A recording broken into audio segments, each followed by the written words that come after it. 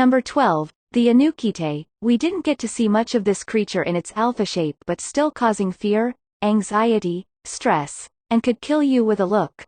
This creature feared Scott McCall would be the one to put him back to jail again. The Anukite even teamed up with Gerard and still failed to take on Scott's pack. He almost killed most of his friends, and they would have died in stone if it weren't for Scott and Styles who defeated their foe. The creature's in this spot because he was powerful and close to defeating him.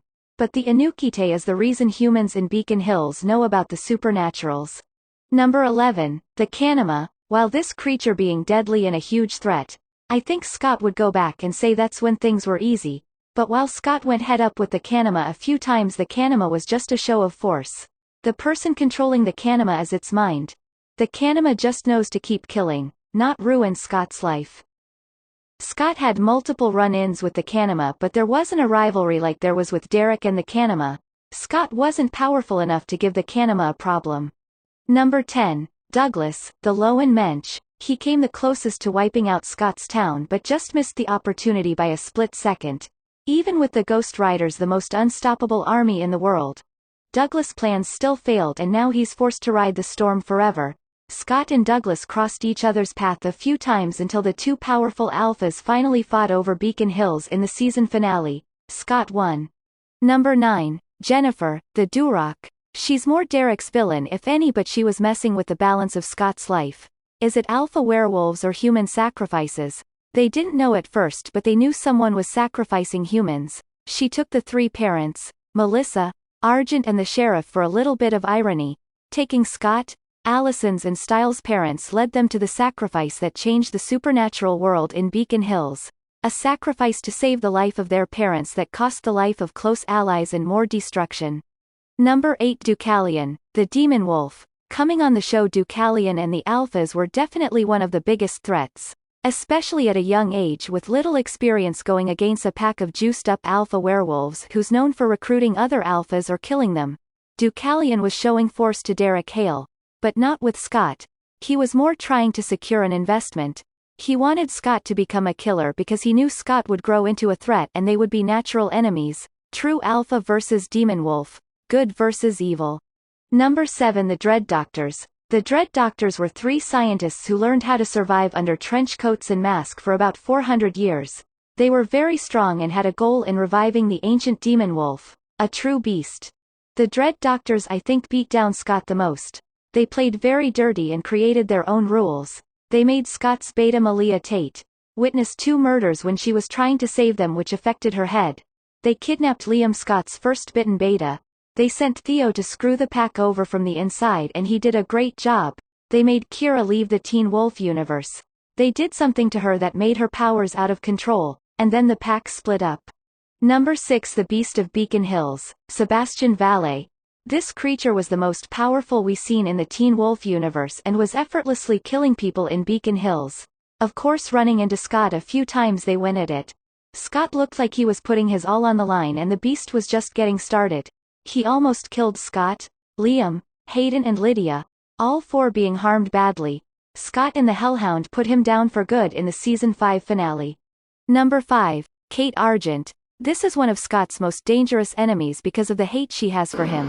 She won't stop until she gets her vengeance on Scott McCall, even after failing every time she goes against him. The relationship between Scott and Kate went left when she figured out he was a werewolf. She tried to kill him in front of Allison. When that failed, less than a year later Kate kidnapped him and turned him into one of her unstoppable berserkers. Once that plan failed, she was forced to retreat, and came back over a year later with Yellow Wolfsbane, the most rarest lethal wolfsbane for Scott. Obviously she failed again. Hopefully, like Peter, after failing repeatedly, maybe she'll finally take a quits, but that could be unlikely because she blames Scott for the fall of her family, her life. Number 4, Peter Hale. Peter's the alpha who bit Scott and soon fell to Scott and his friends after trying to kill all of them. He wanted to kill Allison the most, because of how great a revenge that would have been to the Argents for burning his family alive 6 years ago. But he failed, losing his life to Derek Hale, his nephew. Peter is revived a month later, weak and useless, besides his knowledge and experience, which kept him in the loop long enough to strike when the time was right. Teaming up with the woman who burned his family alive, they plotted, patiently waiting for the right time to catch Scott while he's vulnerable. turn him to a masked beast so his friends could kill him. When that failed, Peter tried to do it himself. Scott broke his neck with a punch. The first time he harmed somebody who was evil and still spared his life. Number 3. The No Gitsune, a 1,000-year-old enemy. Nothing but a dark soul looking for fear, pain, tragedy. This creature took over Styles' body. Drove Styles a bit insane trying to wrestle his inner demons. Literally. He tried to bomb the sheriff's station, Derek, Chris Argent and many others who were harmed because of him.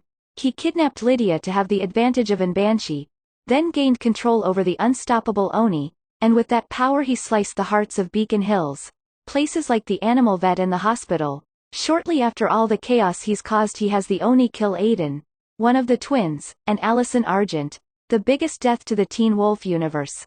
The death that changed everything for Scott and his pack, his world. Number 2. Theo Rakin. Theo was the first Chimera, a fake werewolf. He came into town unknowingly with the Dread Doctors and had a task to ruin Scott's pack from the inside out, and he did. But he also had to kill Scott. But Theo just wanted his power and his pack. Theo manipulated the whole pack.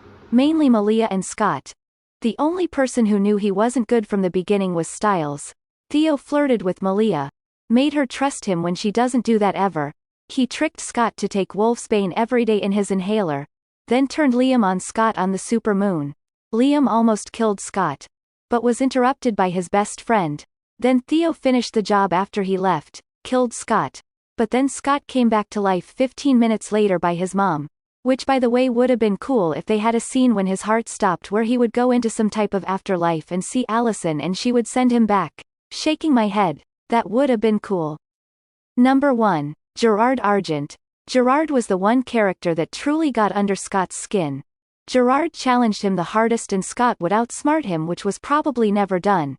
But Gerard has a long rough past with Scott. He was introduced in Season 2 as the big bad hunter when he cut a werewolf in half and Scott had to witness it.